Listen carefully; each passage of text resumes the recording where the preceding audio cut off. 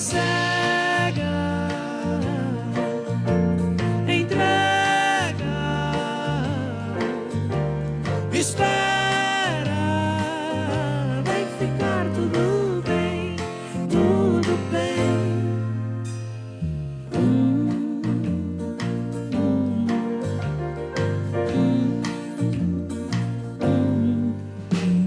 Aqui no meu coração já não sinto aquele turbilhão, e no chão eu só vou me prostrar, porque minha alma quer lhe adorar. Os meus olhos olham para o céu e recordam que Deus é fiel, e é de lá que o socorro vem, porque seu cuidado sempre vai além, além. Amado da minha alma, descanso em ti, o teu refrigério é tudo pra mim. Tu tens o domínio de tudo nas mãos, e sabe o anseio do meu coração. Sossego, entrego, espero, vai ficar tudo bem, tudo bem. Acalma minha alma, aquieta aí, o Pai tá cuidando de tudo pra ti.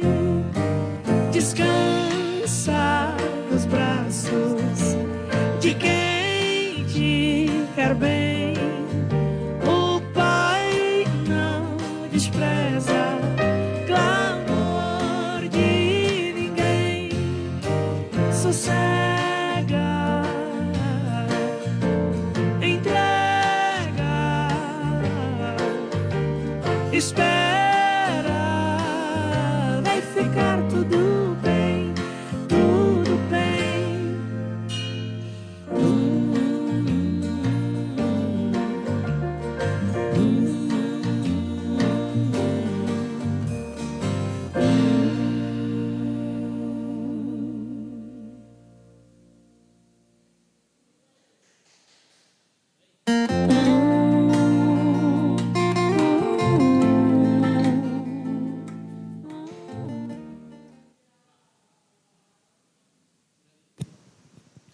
Meus amados irmãos, eu saúdo a todos no nome de Jesus, amém. Vamos se colocar de pé para a gente orar ao Senhor, dando início a mais uma escola bíblica dominical e a oportunidade para que temos de aprender a palavra do Senhor.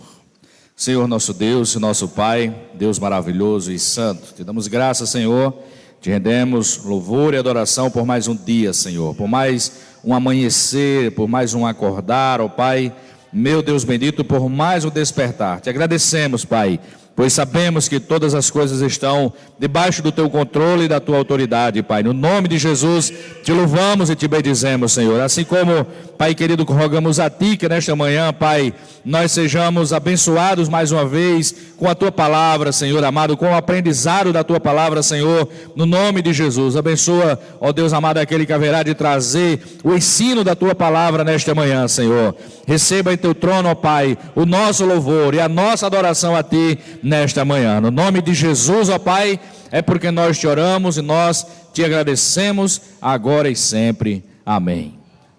Vou convidar o grupo varonil para cantar os hinos devocionais nesta manhã. Logo após o varonil, a irmã Maria Helena vai fazer a leitura devocional, a leitura base da lição desta manhã. E após esta leitura, o pastor Ivanildo Costa vai estar orando, agradecendo ao Senhor.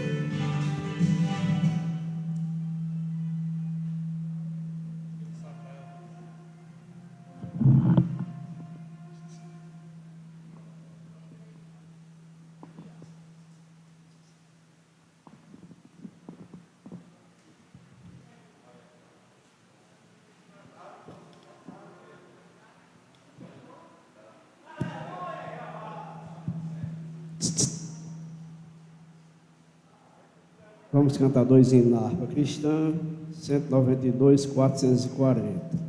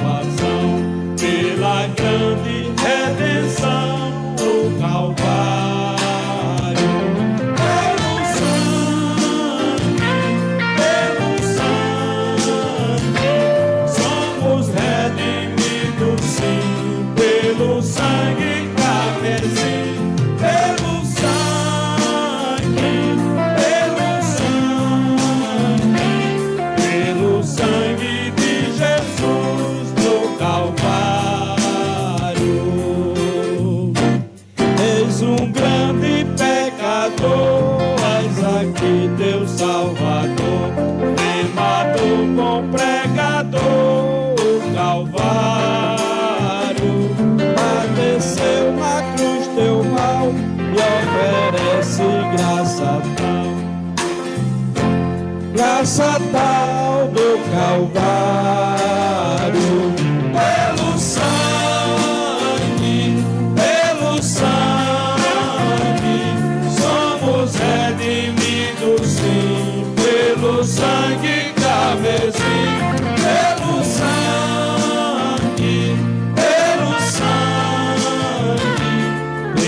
sangue de Jesus do Calvário.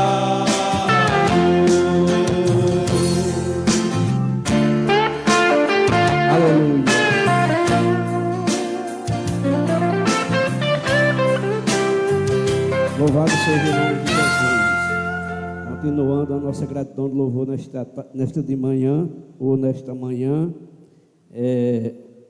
o hino 440 na harpa cristã.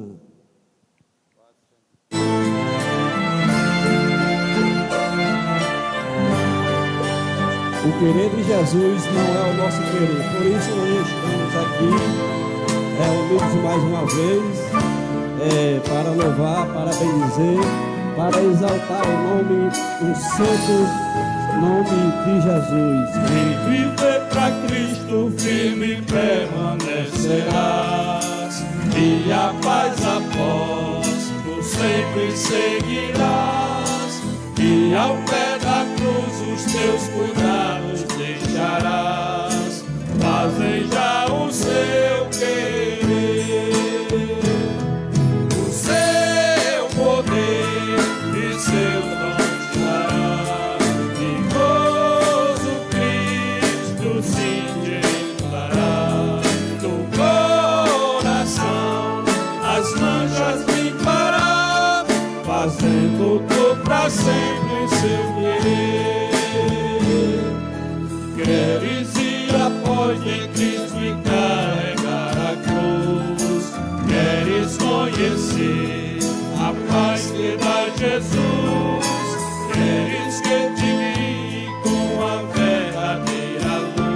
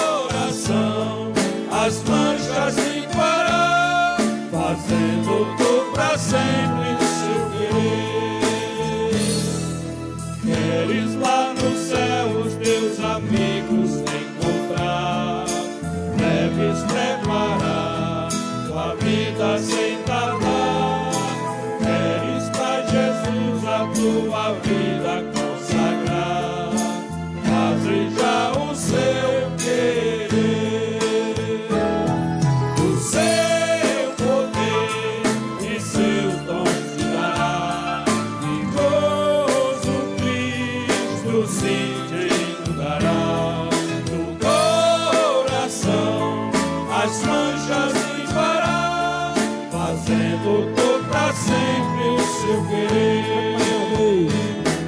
O seu poder e seus dons te dará. De gozo Cristo sim te inundará. O coração as manchas limpará, fazendo tu pra sempre o seu querer.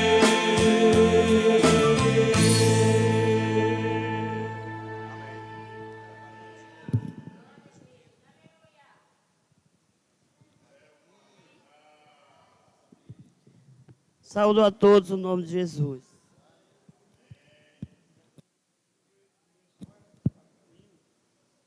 Vamos proceder a nossa leitura devocional da Escola Dominical. São de número 6, Pedro, o pregador do dia de Pentecostes. Nosso texto bíblico, que vai servir de base para o nosso estudo nesta manhã, está no livro de Atos, capítulo 2, versículos 14 a 21, depois do 38 ao 40.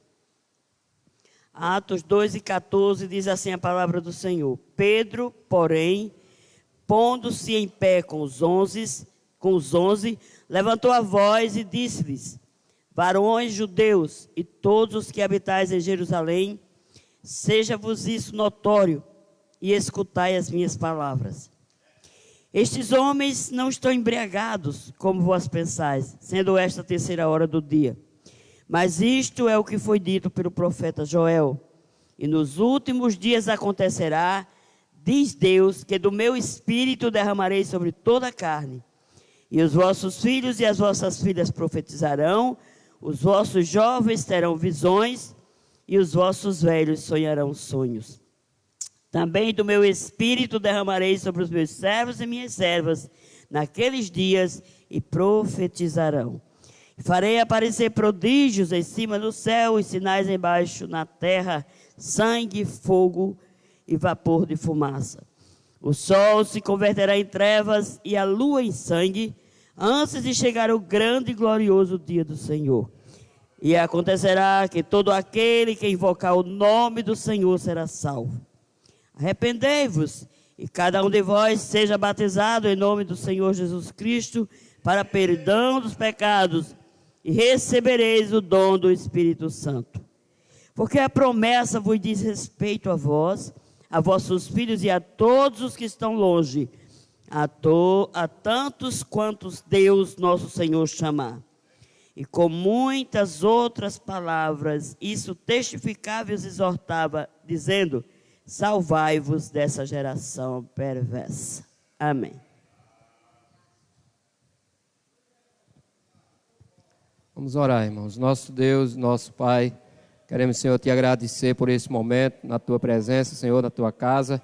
Queremos, Senhor, te agradecer por tudo quanto o Senhor tem feito em nossas vidas, Senhor, pois tem sido grandioso para conosco. Senhor, nessa manhã nós pedimos mais uma vez a tua presença, Senhor, a tua graça sobre nós, Senhor, sobre o que vai ministrar a palavra nessa manhã, Senhor. Derrama do teu Espírito, a porção do teu Espírito sobre o mesmo. Senhor, queremos também te agradecer pela leitura dessa palavra, da palavra que foi lida, Senhor. Deus amado, que a mesma, Senhor, encontre lugar nos nossos corações, trazendo, meu Deus, meu Senhor, aquilo que nós necessitamos ouvir da parte do Senhor. Deus amado, nós queremos te agradecer por tudo, agora e sempre. Amém, Senhor. Amém. Louvado seja o nome do Senhor para sempre. Hoje a lição de número 6, Pedro, o pregador do dia de Pentecostes. E nós vou convidar o nosso irmão Bruno Jefferson, que é o professor desta manhã, estará trazendo esta lição para nós. Com certeza o nosso coração sairá daqui sairá edificado para a glória do Senhor.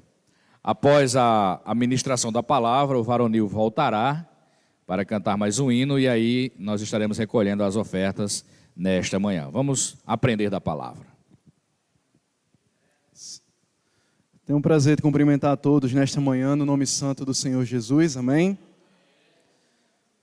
Nós vamos hoje estudar mais uma lição da série heróis do Novo Testamento, e é com muita alegria que nós iremos tratar sobre um grande herói do Novo Testamento, modelo para todos nós, que foi o apóstolo e discípulo do Senhor Jesus, chamado de Pedro.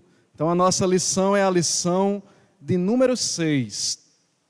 E aí eu gostaria de, desde já, antes de entrar na lição com os irmãos, fazer, como de costume, quando eu estou ministrando, fazer 2 indicações de leitura, que eu julgo ser bastante importante para a nossa edificação. Então nós aprendemos, amados irmãos, que além da leitura da Bíblia Sagrada, que é o nosso manual de fé e prática, também é importante que nós tenhamos outras leituras que nos ajudem a compreender melhor o texto bíblico. E uma indicação que eu faço tranquilamente é o livro João Batista, o pregador politicamente incorreto, né? Da série de pregações sobre pregadores da Bíblia do pastor Ciro Sanches.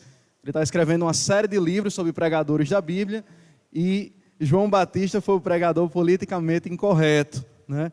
Nós temos muito a aprender com João Batista, assim como muito haveremos de aprender hoje com o apóstolo Pedro.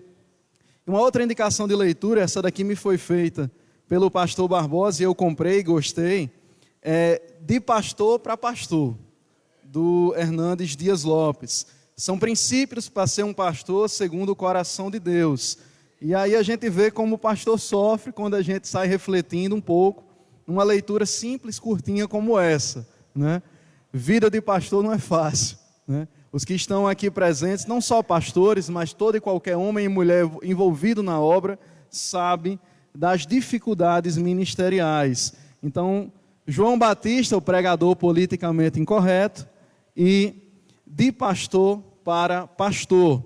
2 indicações de leitura muito interessantes.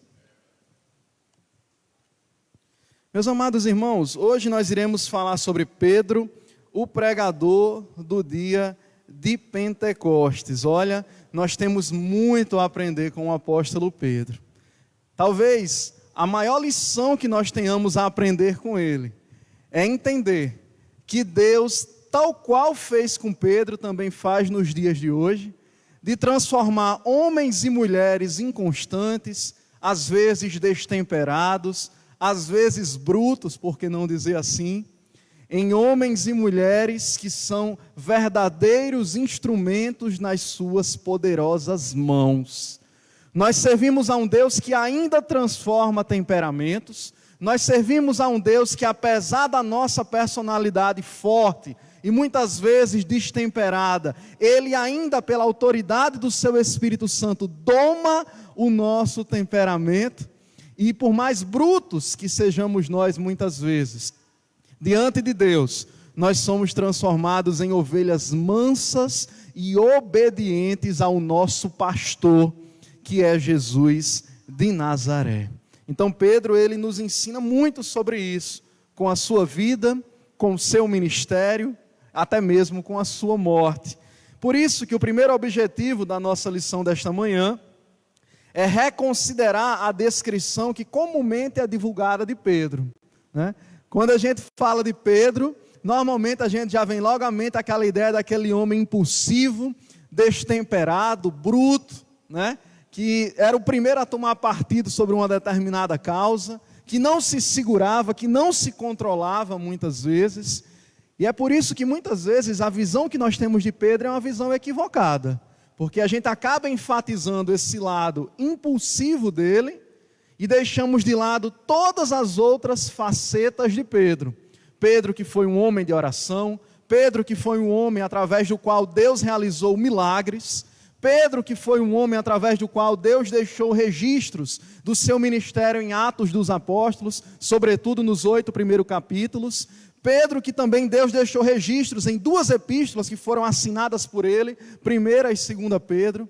Pedro que foi um homem altamente usado por Deus, especialmente a partir do dia de Pentecostes. Então, às vezes, tanto a igreja evangélica e também a igreja católica tem uma visão muito equivocada sobre Pedro.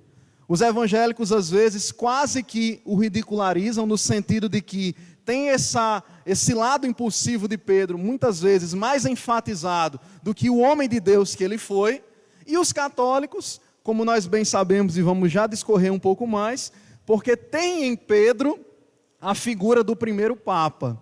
Tem em Pedro o ensino equivocado, com base em uma interpretação equivocada da palavra, de que Pedro foi o primeiro Papa. E que, portanto, ele seria o primeiro Papa e os seus sucessores, os papas seguintes.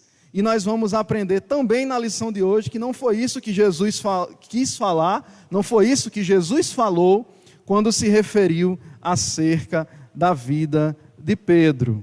Então, meus amados irmãos, Pedro, também conhecido por Simão, né? Simão e Pedro eram a mesma pessoa, foi um homem de Deus, simples, de pouca instrução, pescador, e era filho de um homem chamado Jonas. Pedro também foi irmão de André, sobre o qual nós aprendemos no domingo passado, na lição de número 5. Nós aprendemos muito sobre a vida e o ministério de Pedro em Atos dos Apóstolos e nas suas 2 epístolas. Então nós temos esse ensino acerca de Pedro muito vivo na nossa mente. E o primeiro texto que me chama a atenção para a gente já ir desmistificando alguns ensinos equivocados que são feitos com base no que aconteceu com a vida de Pedro, é o que está lá em Mateus 16, do 17 ao 21, que é justamente aquela passagem em que Jesus pergunta aos seus discípulos o que é que o povo está dizendo sobre ele. Quem o povo diz que eu sou? Aí uns dizem que tu és um profeta, uns dizem que tu és fulano. E tu, o que dizes de mim? Aí Pedro responde, tu és o Cristo, o Filho do Deus vivo. Aleluia.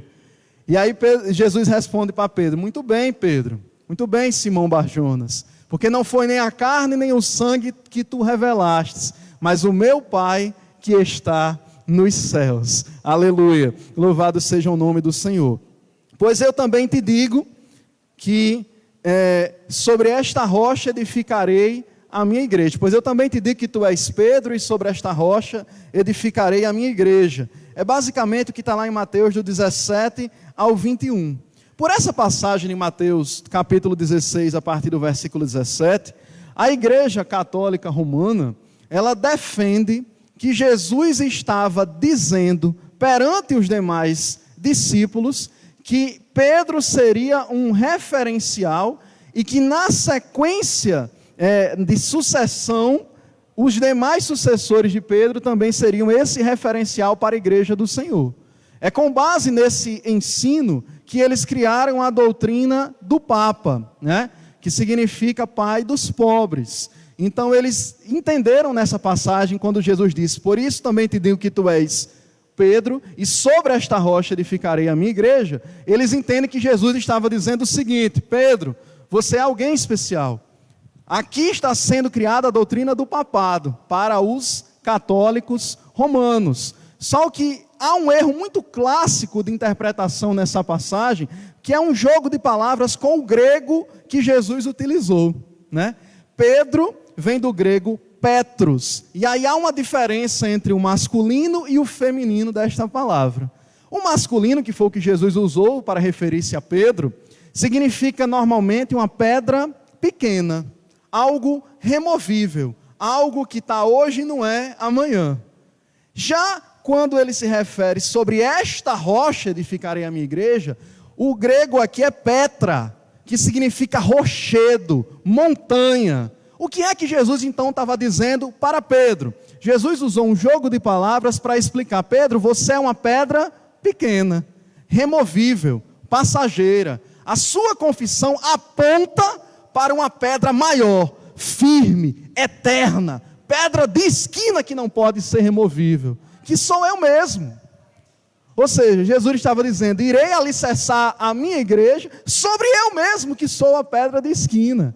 A sua confissão, Pedro, enquanto pedra pequena, aponta para mim que sou a rocha eterna. Louvado seja o glorioso nome do Senhor Jesus. Então a gente não pode confundir o grego Petros, que dá a indicação de pedra pequena, o qual Jesus usou para referir-se a Pedro, com o grego Petra, que significa rochedo, montanha. Nós não haveremos de nunca confiar em nós mesmos.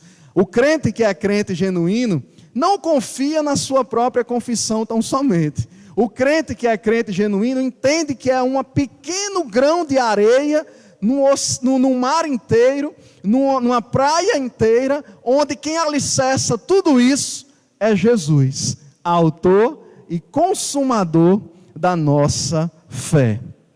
Então nós defendemos com ênfase nesta manhã que Pedro não foi o primeiro Papa. Nós defendemos com ênfase nesta manhã que Jesus não estava colocando Pedro acima dos demais apóstolos, mas ele estava usando a própria confissão de Pedro para dizer: você é dependente de mim. A sua confissão aponta para mim, porque por ele que existem todas as coisas, pelo nosso Senhor Jesus, porque por ele e para ele são todas as coisas. Quem crê nisso diz amém. Então, meus amados irmãos, o primeiro caráter que nós iremos discutir aqui, primeira característica acerca de Pedro, é que ele era um homem de oração. E aí eu quero desde já enfatizar para os amados irmãos, tanto os que estão aqui no templo, quanto os que estão nos acompanhando através da internet, que a oração ela não deve ser algo esporádico, isto é, raro, na vida do crente. A oração ela tem que ser uma prática de vida. Nós devemos orar todos os dias. Nós devemos buscar a Deus todos os dias, porque a oração ela é uma prática de vida e uma prática de fé, e nos proporciona experiências com Deus. Meus amados irmãos, quando nós não temos uma vida de oração, nós não temos ou dificilmente teremos alguma experiência marcante, significativa com Deus. Existem muitas formas de Deus tratar conosco. Deus trata conosco através da exposição da sua palavra, primeiramente. Deus trata conosco usando um louvor. Deus trata conosco através de palavra profética. Deus trata conosco através de sonhos. Deus trata conosco através de visões. Mas o único jeito, ou o melhor jeito que nós temos de nos achegar a Deus é através da oração sincera, contrita e fervorosa diante da presença desse Deus. E aí é muito bom a gente saber que Deus ele escuta a nossa oração, independente do lugar e independente do horário. Talvez os locais que Deus mais tenha escutado a oração sejam nas igrejas, nos hospitais e nos cemitérios. Quanto Deus tem escutado a oração nestes locais. Mas independente de qual seja o local, Deus escuta a tua oração. Se você está tomando banho e está orando a Deus ali em pensamento, Deus escuta. Quantas e quantas vezes antes de algum compromisso importante, eu estou lá tomando um banho e começo a conversar com o Senhor, naquele momento ali enquanto estou tomando banho. Quantas e quantas vezes quando acordo, quando vamos dormir. Então Deus ele escuta independente de onde estejamos, porque tem gente que pensa que Deus só escuta a oração feita dentro do templo. E nós passamos muito pouco tempo dentro do templo. 1 hora e meia, quando passa disso, muitas vezes os crentes estão arrastando os pés para ir para casa. Mas o Senhor, ele escuta a oração, principalmente quando a gente está buscando a Ele, independente de onde seja, dentro ou fora do templo. E com Deus não tem horário. Diferentemente dos órgãos do governo, diferentemente de repartições públicas, onde a gente tem que marcar horário para ter um determinado serviço, no que diz respeito a Deus e a oração, a gente pode orar de manhã e Deus escuta. A gente pode buscar de tarde e de noite, Deus está ouvindo a vossa oração. E se você buscar de madrugada, até os que o buscam de madrugada, o acharão. Louvado seja o nome do Senhor Jesus. Então Pedro, ele era este homem que tinha uma vida de oração, né? Pedro tinha tanto uma vida de oração, que ele inclusive foi alvo de uma oração de Jesus, antes mesmo de Pedro cair. Né? Aos que estão no templo e aos que estão em casa, se desejarem, por favor, abra aí sua Bíblia rapidinho, em Lucas capítulo 22, só para a gente ler alguns versículos e entender essa passagem muito interessante, em que Jesus orou em favor de Pedro. Olha que privilégio, Jesus foi alvo de uma oração específica de Pedro. Oh, glória a Deus, bendito seja o nome do Senhor Jesus. Lucas capítulo 22, a começar do versículo de número 31. Nós vamos ler só 4 versículos para explanar melhor essa passagem. é sobre Pedro ter sido avisado. Lucas 22, 31. Disse também o Senhor: Simão, Simão, eis que Satanás vos pediu para vos cirandar como trigo. Eita! Mas eu roguei por ti, para que a tua fé não desfaleça. E tu, quando te converteres, confirma teus irmãos. Eita, que palavra dura de Jesus. E ele lhe disse: Senhor, estou pronto para ir contigo até a prisão e a morte. Olha que declaração forte de Pedro. Mas olha a resposta de Jesus. Mas ele diz: digo-te, Pedro, que não cantará hoje o galo antes que 3 vezes negues que me conheces. Primeira coisa que eu aprendo com essa história, com essa passagem, com esse fato bíblico: Jesus, ele sonda e conhece os nossos corações. Meus amados irmãos, quando a gente está louvando a Deus, Deus sabe se o louvor que nós estamos entregando no altar ou no banco, independente de onde seja, é genuíno e sincero para a glória do nome dele. Ou Deus sabe também se, quando por vezes estamos a louvá-lo, fazemos isso para aparentar uma superficial adoração, fazemos isso para nos amostrar, fazemos isso para que alguém diga: olhe como fulano canta, olhe como fulano é afinado. Deus sabe, porque Ele sonda e conhece os nossos corações.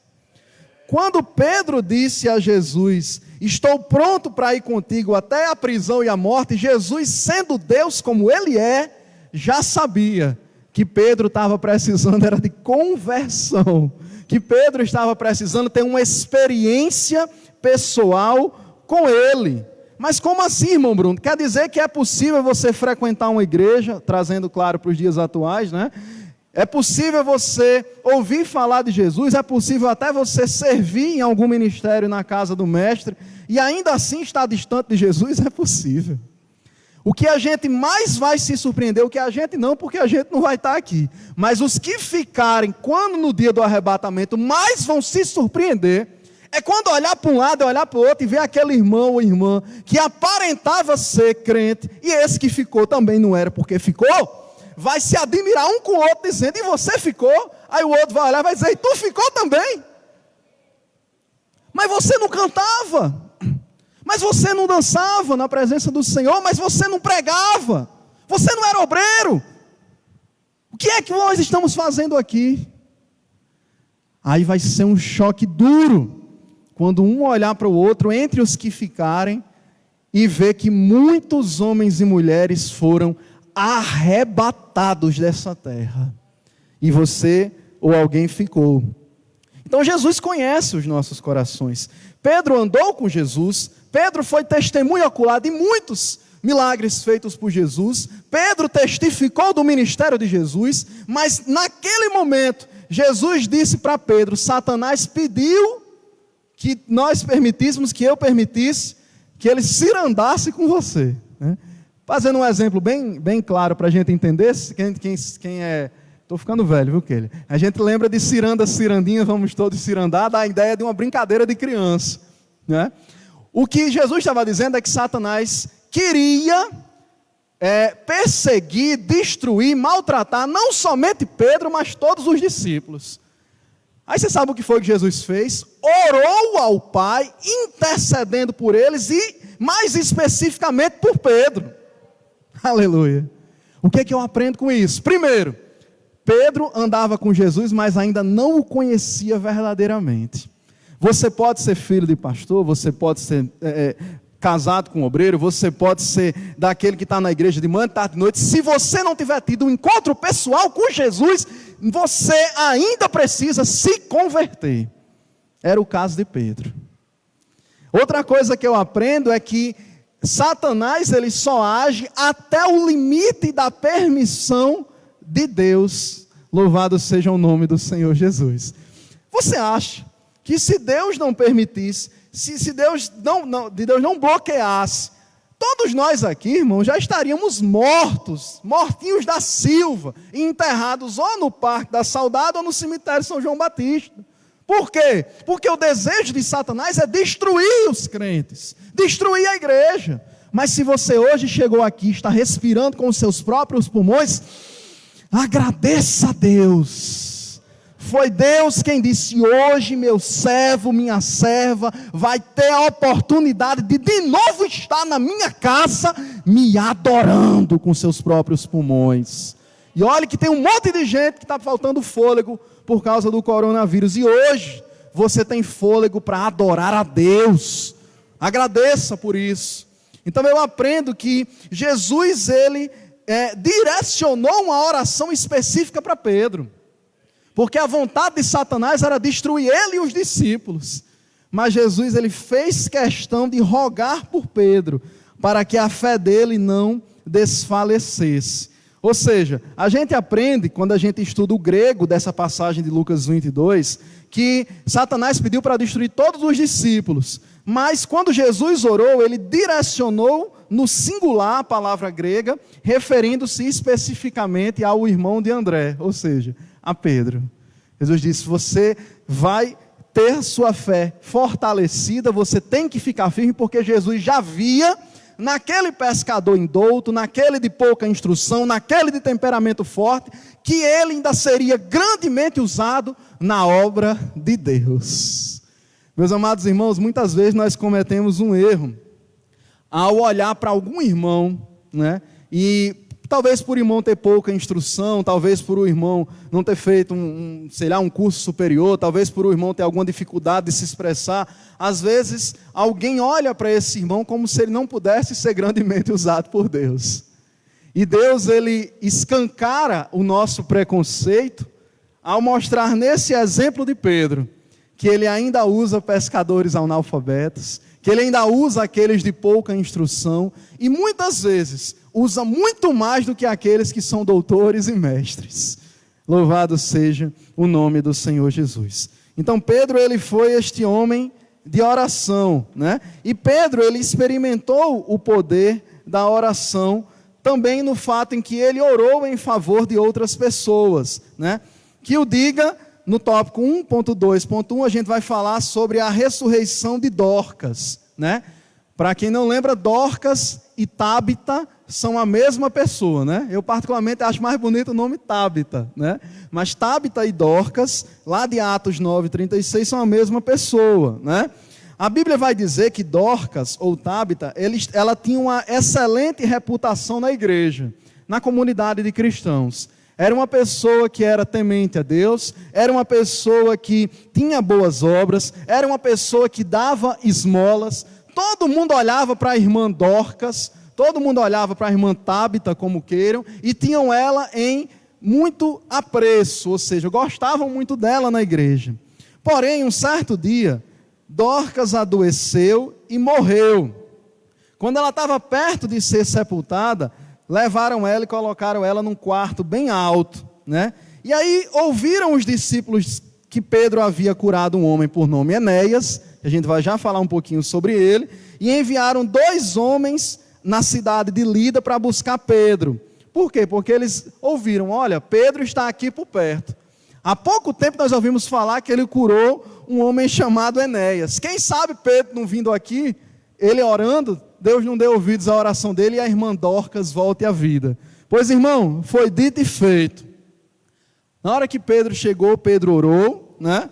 Pedro foi convidado a ir até esse quarto alto, orou por Dorcas, e a oração de Pedro foi ouvida por Deus. Dorcas ressuscitou na mesma hora. Oh, glória ao nome do Senhor Jesus. Então, muitas vezes a gente se lembra do Pedro impetuoso que cortou a orelha de Malco. Muitas vezes a gente se lembra do Pedro que Jesus disse que ele precisava se converter. Mas poucas vezes a gente se lembra que Pedro orou e uma pessoa ressuscitou. Louvado seja o nome do Senhor Jesus. Pedro também, ele interagiu com um varão chamado Cornélio, né? Pedro estava buscando ao Senhor e ele recebeu uma visão muito interessante. Ele teve essa visão, Pedro, de que estavam misturados animais puros com animais impuros. Os judeus, eles eram ensinados desde o seu nascimento a não tocar naquilo que era impuro, né? Eles não podiam sequer tocar num defunto, porque era considerado impuro. Os animais que tinham a pata fendida também eram considerados impuros. Eles não podiam tocar, não podiam comer.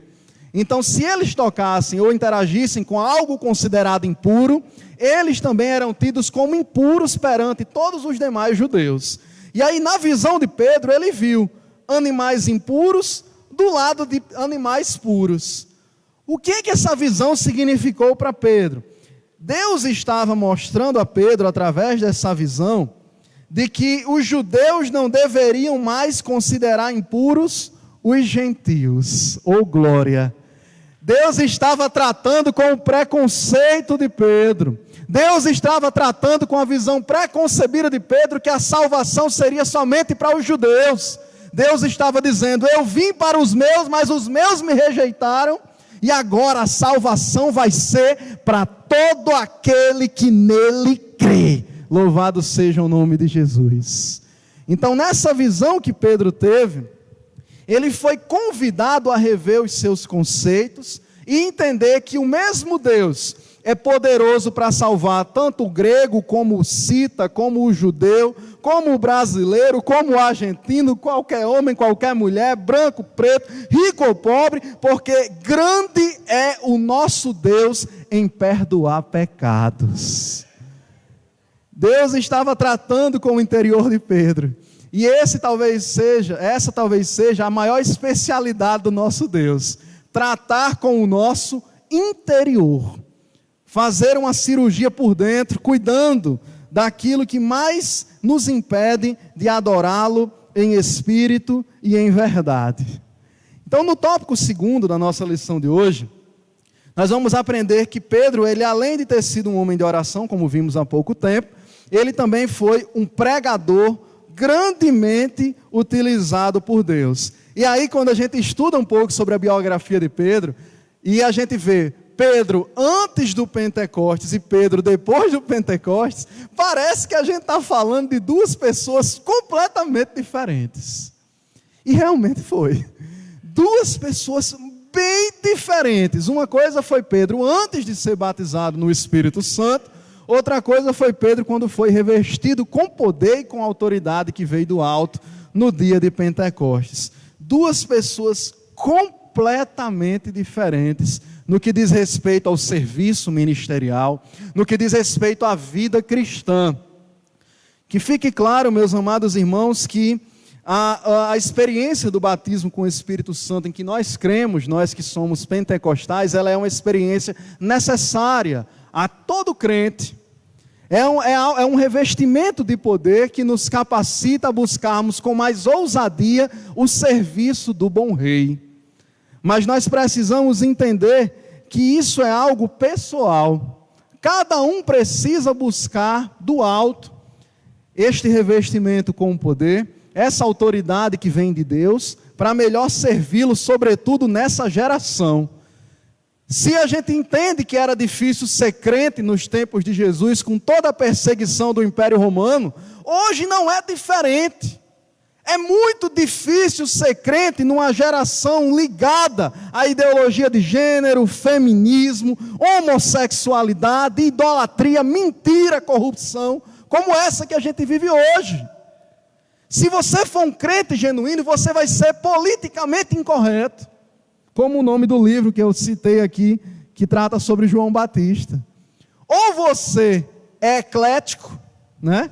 No sentido de que concorda com tudo, apoia tudo, meneia a cabeça aceitando tudo, ou você é politicamente incorreto e vai discordar dessas práticas pecaminosas que eu acabei de citar a título de exemplo. Então Pedro, ele teve esse revestimento especial no dia de Pentecostes e foi alguém completamente diferente no seu ministério a partir de então. Antes de Pentecostes, antes desse dia glorioso em que o Espírito Santo desceu sobre muitos irmãos que estavam reunidos em oração, e Pedro foi um desses que foi revestido na oportunidade, antes do Pentecostes, muitos judeus acreditavam que Deus tinha retirado o Espírito com a morte dos profetas Ageu, Zacarias e Malaquias, né? A gente sabe, irmãos, que quanto mais o povo peca, mais Deus certamente se entristece com a prática do pecado. Não venha me dizer que você faz algo de errado, que sabe ser contrário às Escrituras e que Deus se agrada disso. Deus te chama como você está, mas Ele não quer que você permaneça como veio. O desejo de Deus é que você a cada dia se converta, que você a cada dia se conserte, que você a cada dia cresça de glória em glória, até chegar à estatura do nosso exemplo, que é Cristo Jesus, nosso Senhor. É bem verdade que nós, na nossa condição, jamais seremos semelhantes ao Mestre, nem almejamos isso. Nós almejamos servi-lo, nós almejamos buscá-lo a cada dia, sabendo das nossas limitações. Somente quando recebermos um corpo glorioso é que seremos semelhantes a Ele. Louvado seja o nome do Senhor. Semelhantes, obviamente, no sentido de termos não mais a influência do pecado na nossa vida, de não mais praticarmos o pecado, porque estaremos selados, né, em um corpo glorioso e para sempre com o Senhor. Mas Ele sempre sendo o nosso Senhor, o nosso dono, aquele que pode todas as coisas. Então, antes de Pentecostes, o senso comum era que o Espírito de Deus, que Deus não utilizaria, não usaria mais homens e mulheres, como vinha utilizando até Ageu, Malaquias, né, e Zacarias. Só que havia uma profecia que nós estudamos já em outras EBDs, constando lá no livro de Joel, capítulo 2, em que haveria um derramamento do Espírito sobre toda a carne. Aleluia. Foi justamente, meus amados irmãos, o que nós lemos, também registrado em Atos dos Apóstolos, né? E nos últimos dias acontecerá, diz Deus, que do meu Espírito derramarei sobre toda a carne. Vossos filhos e vossas filhas profetizarão. Vossos jovens terão visões. Vossos velhos sonharão sonhos.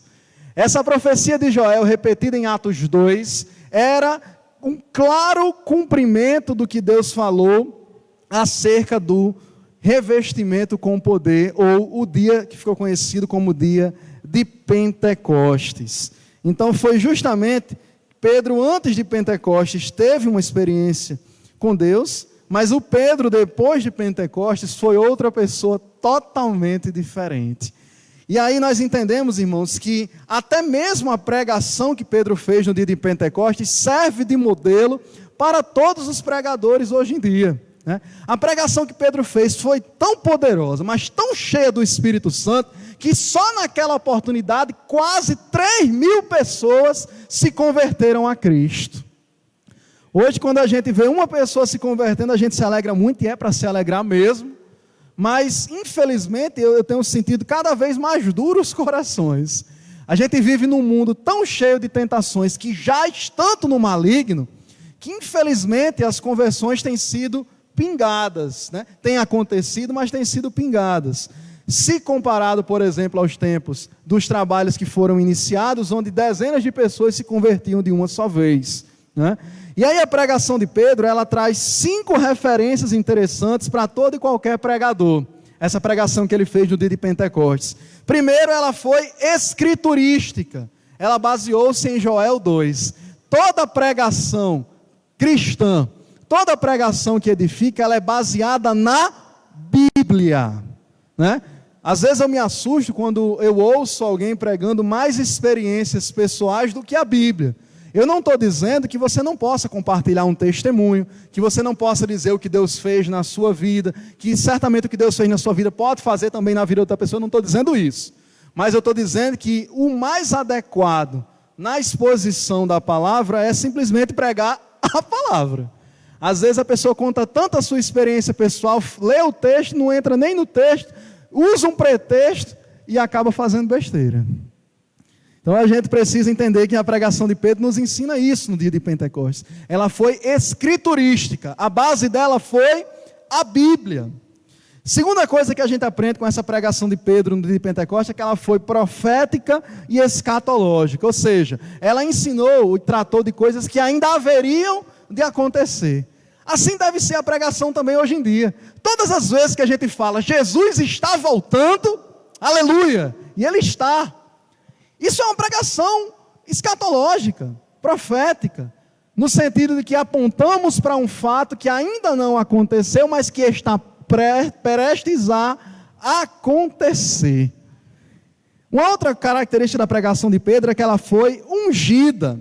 Ela foi uma pregação fervorosa. Irmãos, a gente vive tão cheio de afazeres que mais do que nunca precisamos de pregações ungidas. No sentido de que, às vezes, o cidadão está tão cansado do dia que se o cidadão falar tão baixinho ou com pouca veemência, às vezes o cidadão até dorme, né? Não estou dizendo que gritar é sinônimo de pregação bem feita. Eu estou querendo dizer que a unção de Deus faz toda a diferença. É isso que eu estou defendendo. A pregação de Pedro também foi poderosa, né? Alcançou milhares de vidas que ali tinham sido revestidas com o Espírito Santo. E a pregação de Pedro também foi frutífera. Quase 3.000 almas aceitaram ao Senhor de uma só vez. Imagina aí quanto trabalho não teve a igreja naquela oportunidade.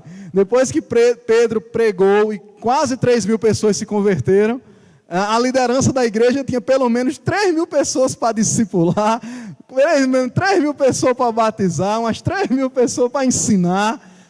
Mas também chegou um monte de gente para louvar, para pregar, para orar, para visitar, para discernir, para ser perseguido, e o nome de Jesus com isso ser glorificado. Então Pedro, depois de Pentecostes, foi alguém que se somou às outras centenas de cristãos da época e foi extremamente perseguido. O Pedro, que há um tempo atrás teve até vergonha de dizer que era discípulo de Jesus, agora, depois de Pentecostes, estava na linha de frente.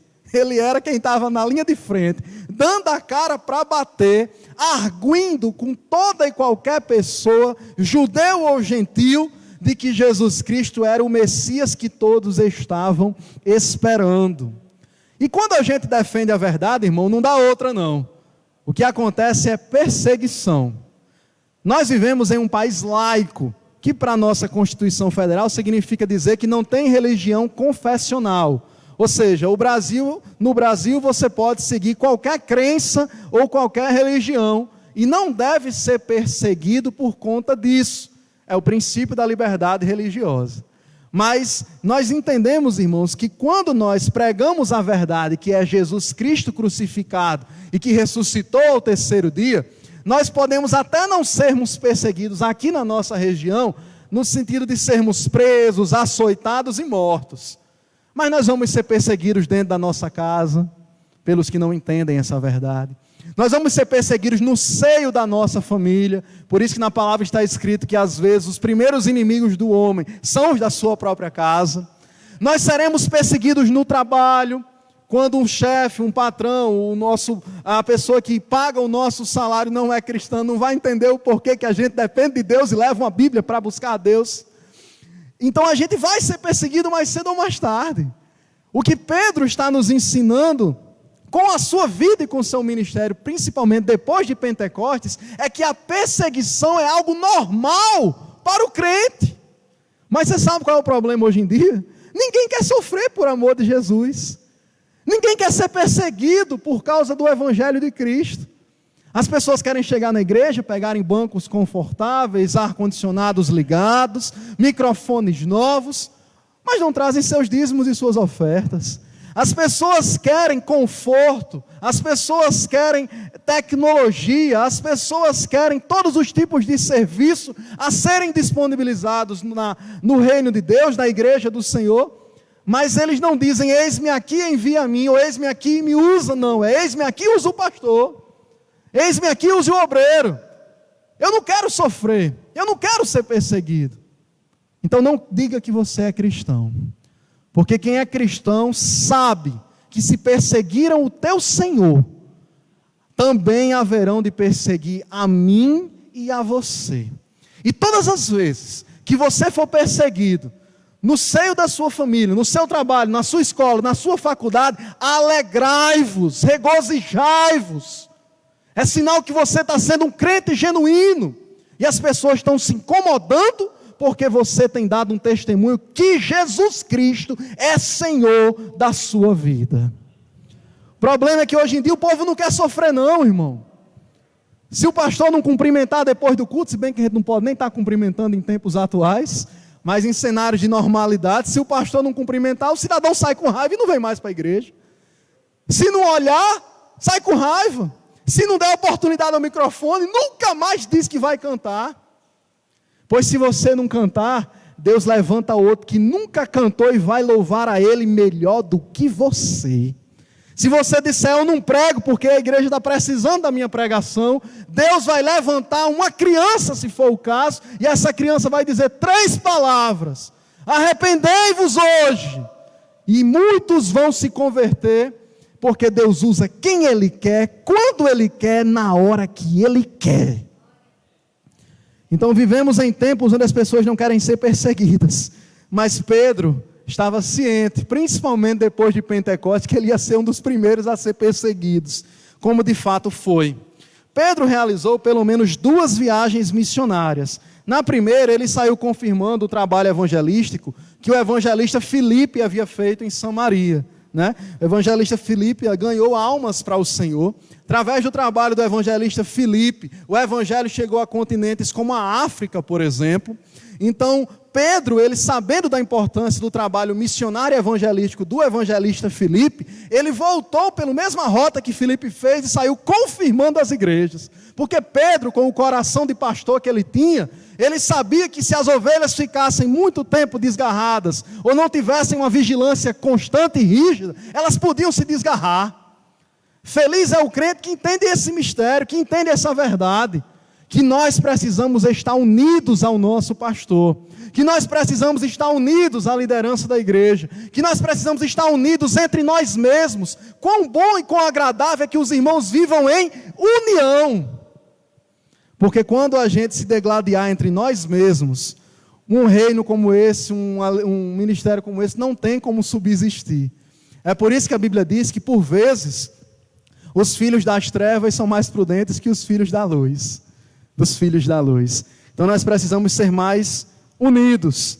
Pedro saiu confirmando o trabalho do evangelista Filipe na sua primeira viagem missionária. Depois fez pelo menos mais uma viagem, desta vez a Jope, e chegou até a Cesareia. Foi justamente em Jope onde ele encontrou Dorcas, né, Tábita, e foi lá onde ele ressuscitou aquela irmã tão querida para a igreja ali presente. E aí se tinha algum crente meio balançado dizendo, e agora? Será que vale a pena mesmo servir a Jesus? Quando Pedro chegou lá, que orou, que ele disse, Tabita cume, que foi quando Dorcas ressuscitou, os crentes saíram lá tudo fervoroso. Eita, eu vou servir mesmo esse Deus, porque esse Deus ressuscita até morto. Louvado seja o nome de Jesus. Então nós precisamos ter experiências com Deus por conta disso. Obrigado, irmão. Devemos ter experiências com Deus para nos estarmos firmes. Por isso que na Bíblia diz que a tribulação gera paciência, a paciência gera experiência e a experiência gera esperança. Ninguém quer sofrer tribulação, mas a tribulação é a base da esperança. Basta a gente fazer análise desse texto que eu acabei de citar. Então Pedro, ele foi extremamente utilizado por Deus nessas 2 viagens missionárias, e as pessoas viram um pregador fervoroso, apaixonado por Jesus, e que não tinha vergonha de anunciar Jesus diante do imperador que fosse, diante de uma autoridade romana, diante dos seus pares, diante dos gentios e diante dos judeus.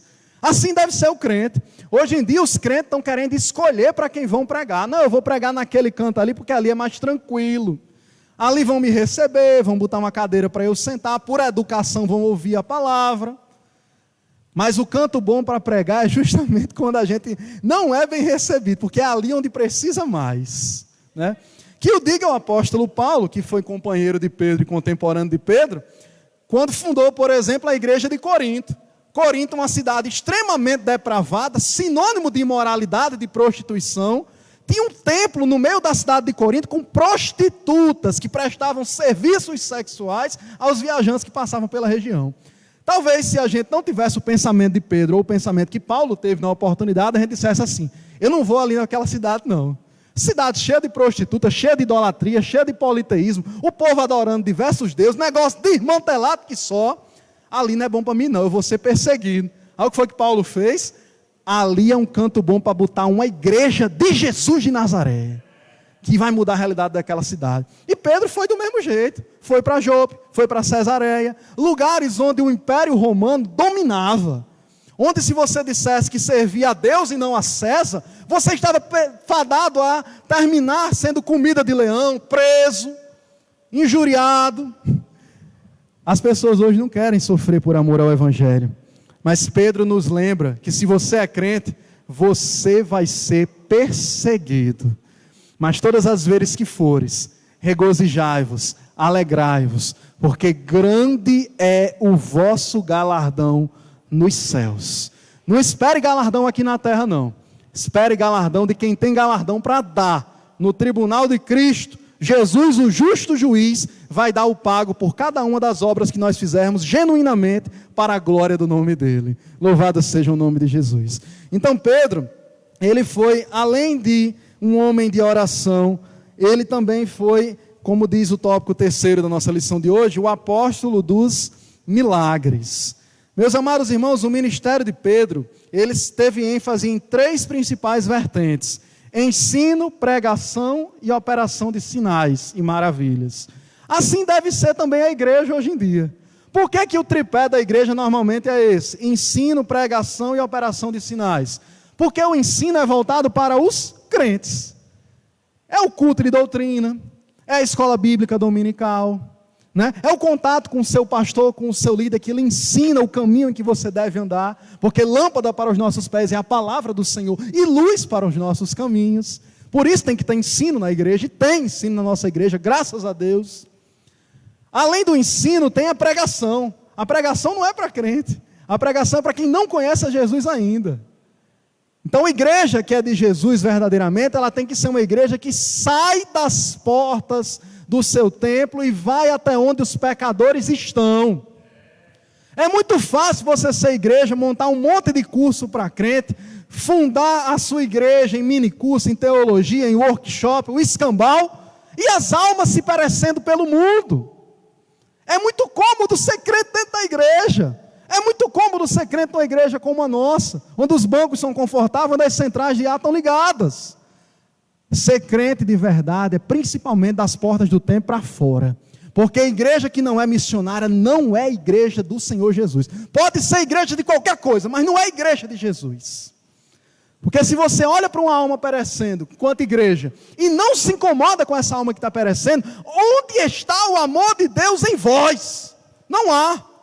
Então a igreja precisa ter ensino, pregação e operação de sinais. A igreja precisa orar e as pessoas precisam se converter. Os irmãos precisam crer no poder da oração. A Bíblia diz que a oração do justo pode muito nos seus efeitos. Hoje até os crentes estão duvidando do poder da oração. Até os que dizem crentes muitas vezes duvidam. Quando escutam alguém dizendo que fulano estava doente, o irmão foi lá, orou e a pessoa se curou. Pois eu não duvido não. Porque eu creio num Deus que escuta a oração dos crentes. Agora as pessoas estão duvidando. As pessoas acreditam em qualquer coisa, mas não acreditam mais no poder da oração. Se disser, chegou uma visita inconveniente, a pessoa acredita que se botar uma vassoura atrás da porta, espanta a visita. Passou um rasga mortal em cima de casa, a pessoa acredita que alguém da rua vai morrer.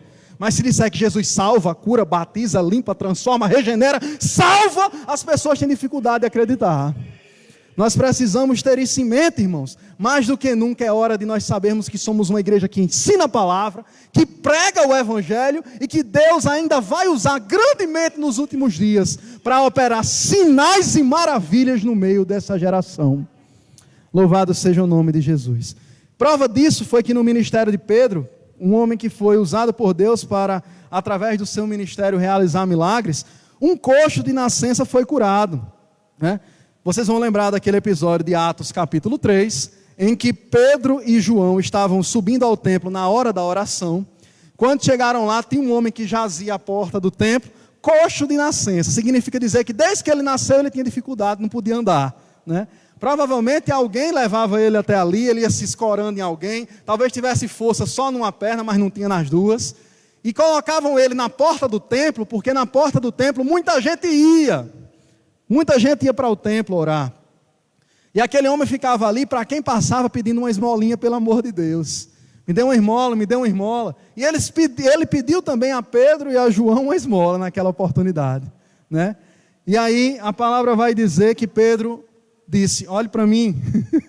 E fitando os olhos em Pedro, ou seja, o homem olhou para Pedro. Pedro disse: eu não tenho ouro, eu não tenho prata, mas o que eu tenho eu te dou. Em nome de Jesus Cristo Nazareno, levanta e anda. Aleluia!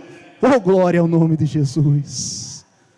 Ele disse: eu não tenho dinheiro para lhe dar, eu não tenho prata, eu não tenho ouro, mas eu tenho algo muito mais valioso na minha vida. Eu tenho Jesus no meu coração. E aquele homem, na oportunidade, saiu alegre, entrando no templo, e as pessoas viram que o coxo agora estava andando. Louvado seja o nome do Senhor Jesus. Então, através da oração de Pedro, aquele coxo de nascença foi curado. Um outro exemplo foi a questão do paralítico Enéas. Enéas, ele era um homem paralítico, conforme Atos capítulo 9, né? E fazia 8 anos que ele era paralítico. E ele também foi curado, né? Muitos viram a atuação de Pedro e dos demais discípulos, sendo cheios pelo Espírito Santo, e quando oraram, Enéas foi curado diante dos seus olhos. Isso só demonstra que o Senhor, Ele ainda faz milagres. O Senhor ainda faz o sobrenatural. Louvado seja o nome de Jesus. E um outro exemplo de milagre a gente já falou, que foi a ressurreição de Dorcas, né? Que Pedro orou, né? Quando chegou na cidade de Lida, onde Dorcas estava morta. Mandaram chamar Pedro, Pedro foi lá, orou e ela ressuscitou. E aí todos os irmãos que estavam ali, e principalmente os não irmãos, aqueles que não conheciam o evangelho, mas que tinham visto que Dorcas, que Tabita tinha morrido, ficaram muito contentes ao ver a mulher normalmente andando, falando, conversando e glorificando ao nome do Deus que é maior do que a morte. Bendito seja o nome de Jesus. E aí o último tópico da nossa lição vai falar de Pedro agora como escritor inspirado. Perceba, Pedro ele foi homem de oração, Pedro ele foi um pregador da palavra, Pedro ele foi um apóstolo sob o qual Deus usou para fundar igrejas e operar milagres, e Pedro também foi escritor inspirado por Deus. Aí você pode estar se perguntando assim, mas como é que Deus usou alguém que tinha tão pouca instrução, que era analfabeto, né? Que não sabia ler, que não sabia escrever, e Deus usou para ser escritor. Eu fico admirado com as coisas de Deus, eu começo a achar graça, irmão, me perdoe se isso parecer sarcasmo para você, mas é porque Deus usou um analfabeto para ser escritor. Aleluia. Ele chama as coisas que não são como se já fossem. Ele usa as coisas loucas desse mundo para confundir as sábias. Ele chama as coisas que não são para confundir as que pensam que são. Esse é o Deus que nós servimos. Então o pescador simples, analfabeto, de pouca ou nenhuma instrução, foi escritor escriturístico, foi escritor canônico, registrado na Bíblia Sagrada. Só Deus faz um negócio desse, irmão. Louvado seja o nome de Jesus. A educação formal daquela época, normalmente era para quem era das mais altas castas sociais. Pessoas da classe média alta, se a gente quiser usar uma linguagem de hoje. A esmagadora maioria do povão, e Pedro não era diferente disso, ele não tinha instrução. Ele não tinha instrução não é porque ele não queria, porque não era disponibilizado, era coisa da alta nobreza. Esse negócio de ler, de escrever, de estudar, não era para quem queria não, era para poucos, tá? Então Pedro, ele não teve essa oportunidade, mas ele aprendeu a ser pescador, provavelmente aprendendo esse ofício com seu pai, né? E aí o Senhor Jesus, olhando para Pedro e vendo todo o seu temperamento, ele viu que Pedro daria um excelente pescador, mas não somente de peixes, mas também um excelente pescador de homens. Louvado seja o nome do Senhor Jesus. E aí ele deixou 2 registros especialmente que são atribuídos a Pedro. Tem alguns estudiosos da Bíblia que dizem que 1 Pedro não teria sido escrita por Pedro, ou que 2 Pedro não teria sido escrita por Pedro, porque há uma diferença na linguagem utilizada de uma para outra, né? Há uma linguagem um pouco mais rebuscada em uma das cartas. Mas os pais da igreja, os estudiosos da Bíblia, os historiadores da época, como Orígenes, por exemplo, defendem, sem nenhum questionamento, que tanto 1ª como 2ª Pedro foram de fato escritas por Pedro.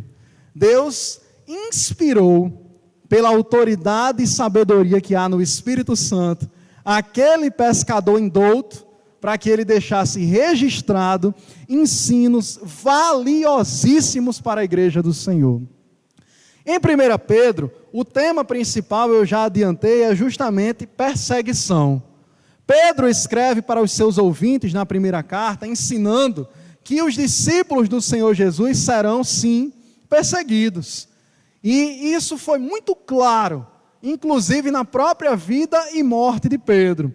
Os historiadores da época ensinam que Pedro ele foi morto pouco tempo depois de que o imperador Nero botou fogo em Roma. Nero era doido, Nero era tão doido que ele botou fogo na própria cidade, capital do império. Pouco tempo depois, Pedro foi morto, né? E aí, até a morte de Pedro, inúmeras vezes ele foi perseguido. Irmãos, ele foi perseguido pelos romanos, ele foi perseguido pelos judeus, ele foi perseguido por gentios, ele foi perseguido nas cidades por onde os cristãos já tinham fundado uma igreja. Quando ele voltou, foi perseguido de novo. Mas você sabe qual foi o testemunho final de Pedro? Embora ele tivesse negado a Jesus antes que o galo cantasse 3 vezes, depois disso, quando ele teve um real encontro com o Mestre, nunca mais ele negou a Jesus. Daí eu aprendo que melhor do que começar bem é terminar bem. O que tem de pessoas que frequentam a igreja, o que tem de pessoas que vêm ao templo, que têm uma vida religiosa, que são convencidos, mas que não são convertidos, não é brincadeira. E eu não me refiro especificamente à nossa igreja, me refiro à igreja de um modo geral, como um todo. Muitas pessoas são convencidas que são cristãs. Porque eu vou para a oração das 9. Porque eu sou um dizimista fiel. Né? Porque eu assisto a live todo domingo. Meus amados irmãos, é diferente você ser religioso e você ser salvo. É melhor ser salvo do que ser religioso. A gente precisa entender que religiosidade muitas vezes está relacionada à rotina com a qual se realizam determinadas atividades. E ser salvo pode ser como aquele pecador que estava pouco tempo antes de morrer a ser crucificado com Jesus ao lado de Jesus na cruz. Muitos ali estavam como religiosos e está sendo crucificado 3 pecadores. O tal do Messias no meio e 2 ladrões, um de cada lado. Quantos religiosos não estavam ali se gabando, se exaltando da sua religiosidade, do quanto eram puros, do quanto eram obedientes à lei? E o que estava no meio era o Salvador do mundo. E um dos que estavam ao lado, que se arrependeu, Jesus disse: ainda hoje tu estarás comigo no paraíso. Esse que se arrependeu um pouco antes, não teve tempo nem de ser religioso, não teve tempo de ir para uma igreja, não teve tempo de ser batizado nas águas, né? Mas ele teve tempo de fazer o principal, escapou fedendo. Um pouquinho antes de morrer, ele creu no Senhor Jesus e disse: lembra-te de mim quando chegares no teu reino. Aleluia. E Jesus disse essa frase que eu já citei. E hoje ele está na glória com Jesus de Nazaré. Então a primeira carta de Pedro foi para encorajar os irmãos, dizendo: irmãos, vocês vão ser perseguidos.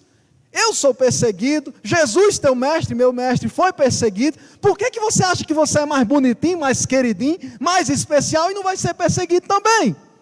Seremos perseguidos, irmãos. Isso não é um se, mas um quando.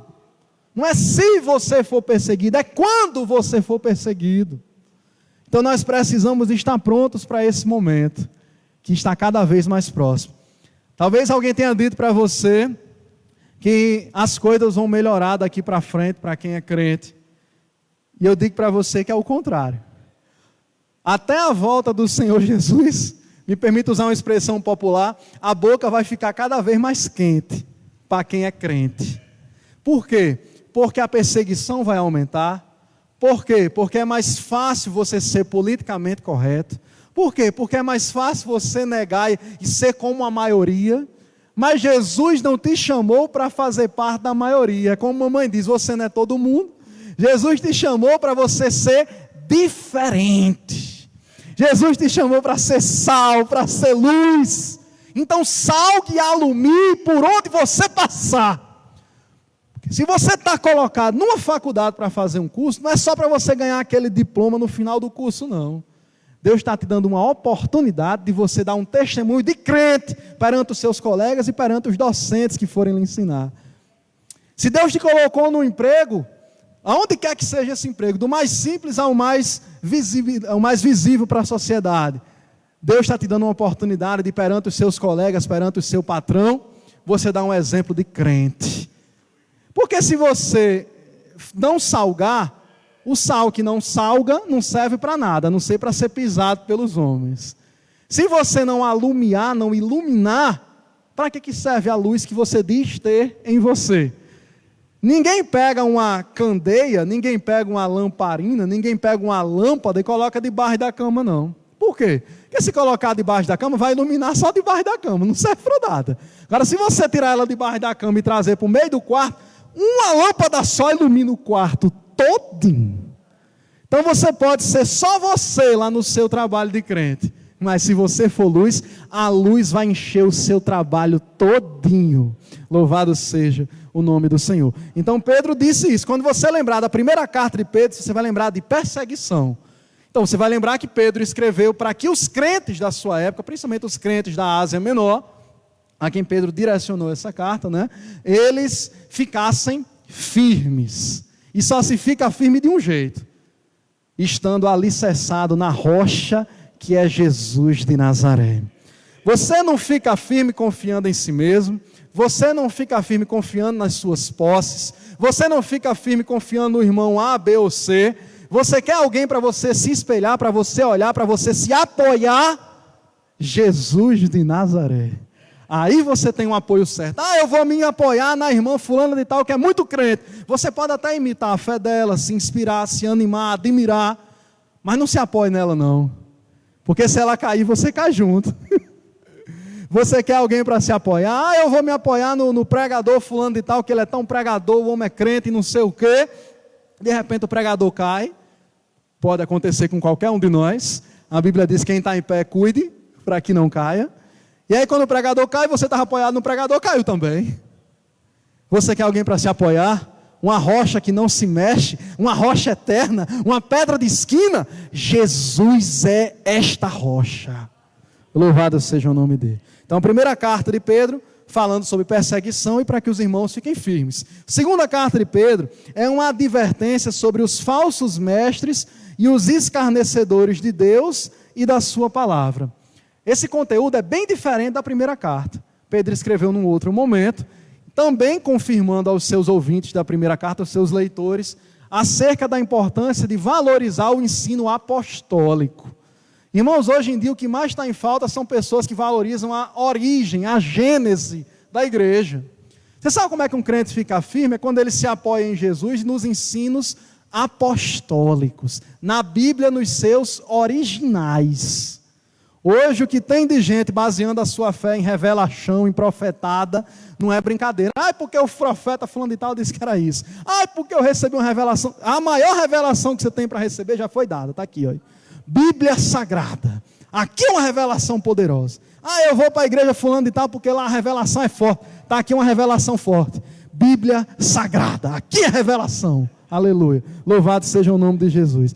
Então a gente precisa ter isso em mente, irmão. Pedro escreveu a sua segunda carta dizendo isso. Cuidado com os falsos mestres. Vai ter muita gente ensinando coisa errada. Por que você acha que o nome de Jesus muitas vezes tem sido associado a pessoas totalmente equivocadas? Eu estava vendo uma matéria um dia desse, que uma das coisas que mais cresceu, pegando o exemplo desse ano, que é ano eleitoral, são pessoas que na hora de se candidatar, coloca lá um título antes do seu nome. É pastor fulano de tal, apóstolo fulano de tal, bispo fulano de tal, pastora não sei das quantas, né?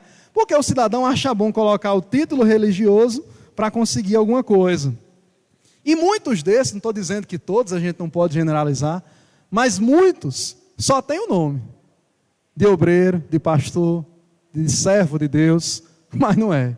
Então a gente precisa ter muito cuidado com os falsos mestres. Valorize o ensino da sua igreja, o ensino da igrejinha, fundada, alicerçada nos princípios da palavra, simples, sem muita linguagem rebuscada, sem muita gente com título teológico, mas com muita gente com o joelho dobrado na presença de Jesus de Nazaré. Às vezes a gente valoriza muito o que é de fora, o pregador de fora, o cantor de fora, o grupo de fora, e esquece que Deus está usando gente simples, dentro da sua igrejinha, do jeito que usou Pedro, homem simples, pescadorzinho, mas que foi apóstolo, discípulo, profeta, escritor, usado grandemente para a glória de Deus. Então eu encerro a mensagem desta manhã com um resumo do que foi a nossa lição. A gente aprende com Pedro a importância da oração. Pedro orou e até uma pessoa ressuscitou. Pedro orou e coxo foi curado. Pedro orou e vidas se converteram, quase 3.000 de uma lapada só. Então a oração vale muito. Se o seu altar da oração não está bem firme, hoje é um bom dia para você lembrar de Pedro e lembrar de Jesus principalmente e orar. Uma outra coisa que a gente aprende com Pedro é a disposição em obedecer a Cristo, né? E a depender dele. Pedro, ele precisou ter um momento de repreensão da parte de Jesus para poder se tocar de que ele não era convertido e que precisava ter uma experiência pessoal com Jesus. Todos nós precisamos dessa experiência. E por fim, talvez a lição mais importante que a gente aprende com Pedro é entender que apesar das nossas limitações, Deus ele pode nos transformar e nos usar. Talvez você diga assim: eu não presto para nada na obra de Deus. Eu sou bruto, eu não sei falar, eu me atrapalho nas palavras, eu não tenho estudo. E Deus manda dizer para você nesta manhã, Ele não está procurando títulos universitários para usar. Ele está procurando servos e servas fiéis para usar. Independente da sua instrução, você não é inútil na causa e na casa de Deus. Deus ainda vai te usar poderosamente, assim você se coloque na posição de vaso, na posição de servo.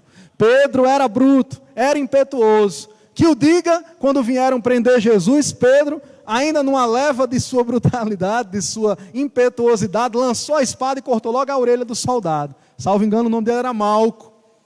Jesus, na mesma hora, foi lá e colocou a orelha no canto. Louvado seja o nome do Senhor Jesus. Mas é melhor um Pedro impetuoso, para frente, né? Com atitude, do que um Judas que trai com beijo. Sabia?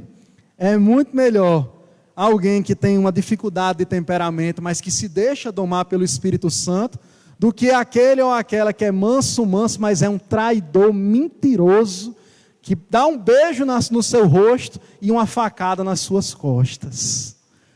Então é melhor ser como Pedro do que ser como Judas. Que o Senhor Jesus continue nos abençoando, que o Senhor Jesus continue nos ensinando através da sua palavra. Eu agradeço a rica oportunidade no nome dele. Amém.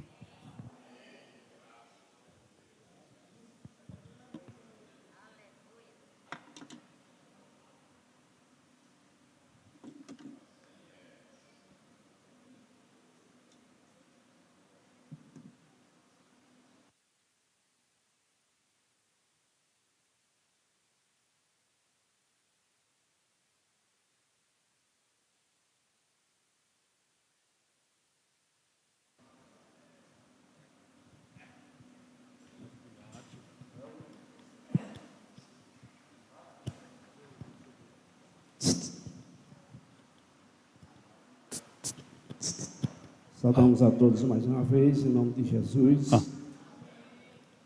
em recordação, e com este nome, Grupo Varonil, nós recordamos o nome do nosso irmão Gessé Tavares.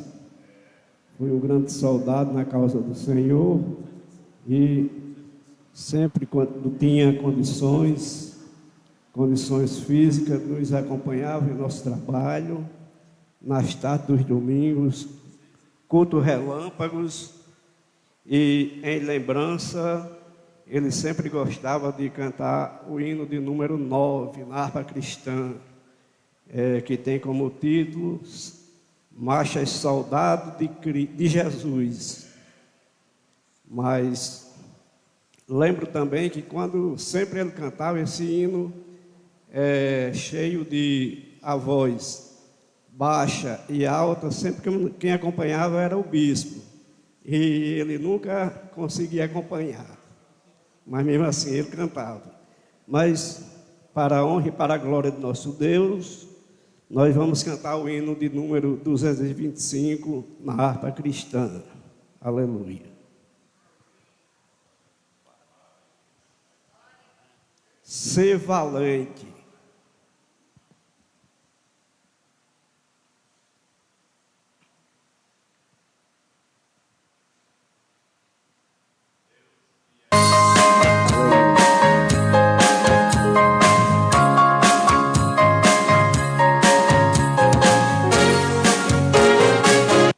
Louvado seja Deus.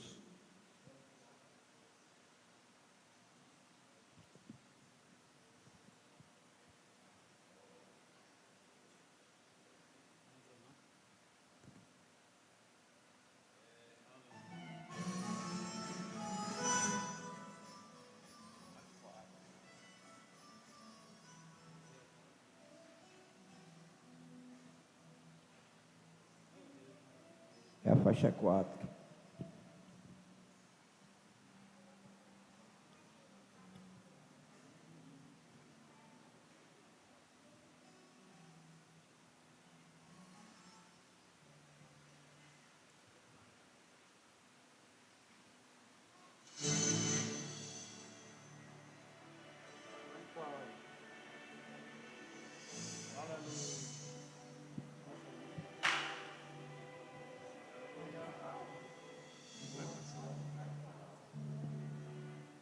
Louvado seja o nome de Jesus.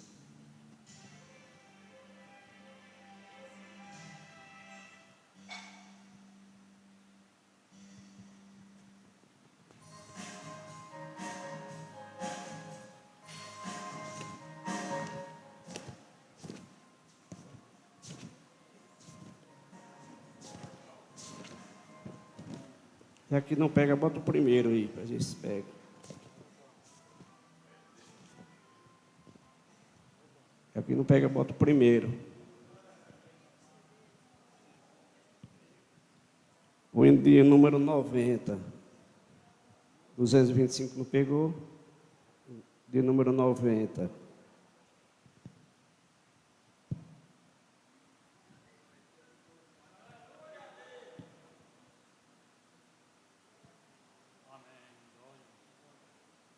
Aleluia.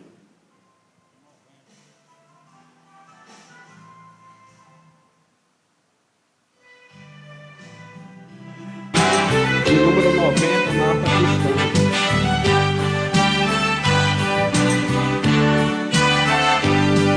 A paz e a alegria no reino da luz, a pátria dos remidos, Jesus nos conduz no reino do céu, a gozo e paz, os filhos de Deus em poder verá.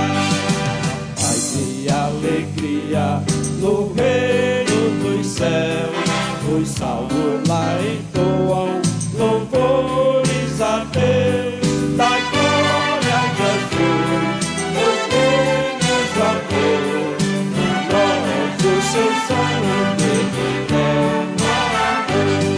Jesus tem prometido o Consolador, O Espírito Santo, o instruidor, também prometeu o reino dos céus, o santo lugar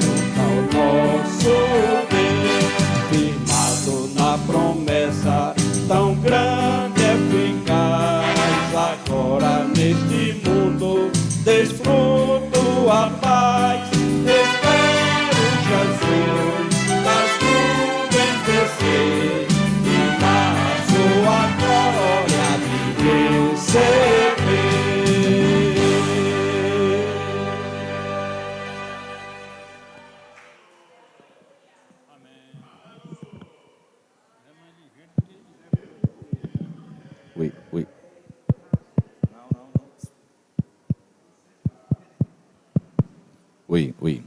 Muito bem, nós chegamos aos momentos finais da nossa escola. Recebemos aí a porção da palavra, né, um ensino eficaz que produzirá em nosso coração o crescimento necessário para cada um de nós. À noite nós estaremos aqui, no nome do Senhor, para mais um culto, e culto de ceia, né? Hoje, primeiro domingo do mês, estará sendo celebrada aqui, ministrada a ceia do Senhor. E esperamos estar todos aqui juntos para nós celebrarmos ao Senhor e participarmos da ceia no nome do Senhor. Vamos ficar de pé, nós vamos orar, encerrar a reunião nesta manhã, esta escola bíblica, e o pastor Davi. Vamos convidar o pastor da igreja para orar aqui, encerrando a escola bíblica nesta manhã de domingo.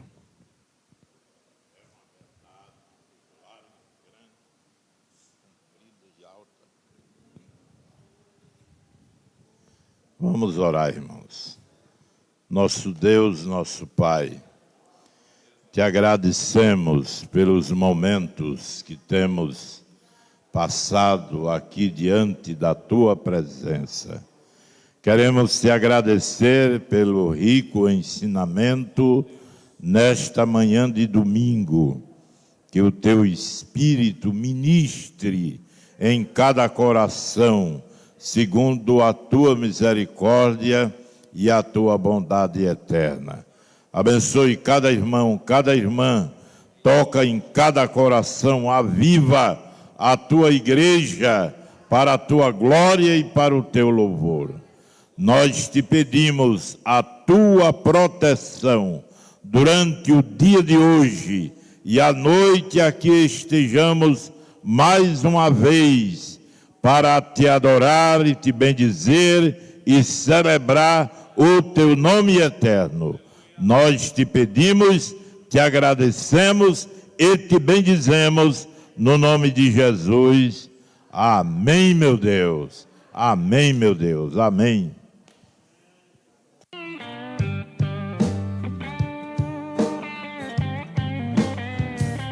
Vivo pra Deus e dediquei meu coração a Ele, e aceitei viver pertinho dEle, e a luz dele se reflete em mim. Eu busco a Deus e vivo só na dependência dEle. Eu faço de tudo pra agradar a Ele. Sua vontade é o que me faz feliz. Sou diferente em meio à multidão, e eu escolhi andar na contramão, mas